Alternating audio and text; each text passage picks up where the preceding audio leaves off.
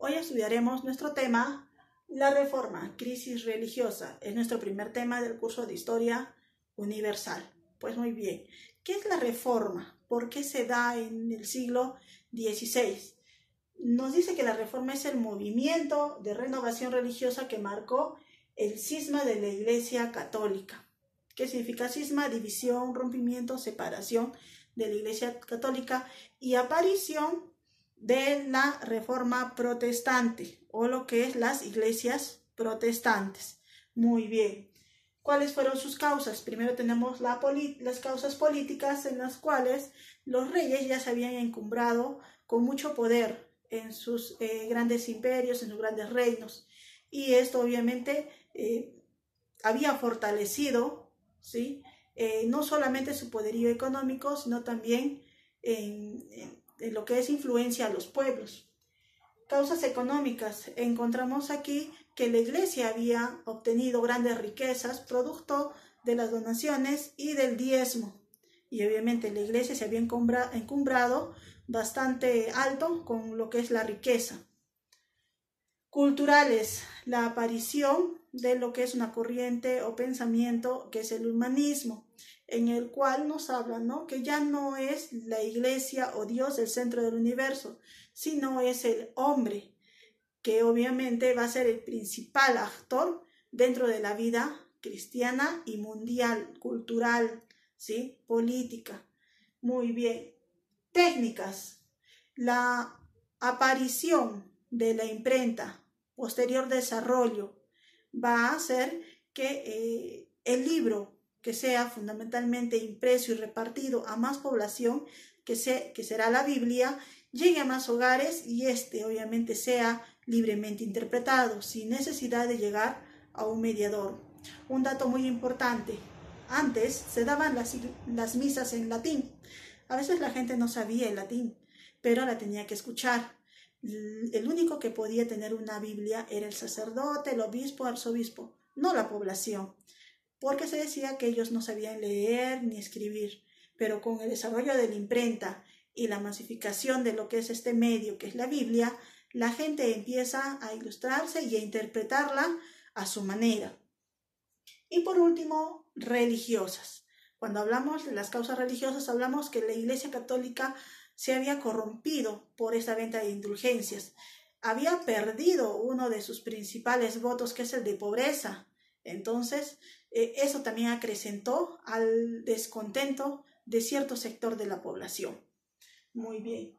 Algunos precursores tenemos aquí, que son John Weiser, quien estaba en contra del celibato, ¿sí?, y de la riqueza del clero.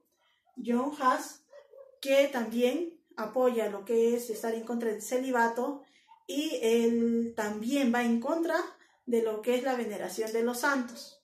Lo acusa a la iglesia de ser idólatra. Y Jerónimo de Praga, que también justifica su pensamiento apoyando a Jan Hus. Es así que estos pensadores van a apoyar o van a dar las bases de un nuevo pensamiento. También encontramos algunos filósofos como Guillermo de Ockham, Erasmo de Rotterdam y Marsilio de Padua, los cuales con sus corrientes filosóficas van a seguir, digamos, influyendo en el nuevo pensamiento que están haciendo. ¿En quiénes? En los reformadores. Martín Lutero, él avala el luteranismo. Su doctrina se basa en la libre interpretación de la Biblia, la relación personal con Dios, sin mediadores. No necesitamos de un Dios para comunicar, de un sacerdote para comunicarnos con Dios. Niega las indulgencias y acepta solo el bautismo y la Eucaristía como los únicos sacramentos importantes. ¿Sí? Eso quiere decir que él no piensa que los demás sacramentos no son de vital importancia. Su pensamiento cavó realmente y estructuró lo que es diversos países, sobre todo en este caso en Alemania, ¿sí? Después tenemos a Juan Calvino con su corriente del calvinismo. Su doctrina nos dice que la práctica de la vida cristiana es el signo fundamental de la pertenencia del hombre al grupo de los predestinados a la salvación.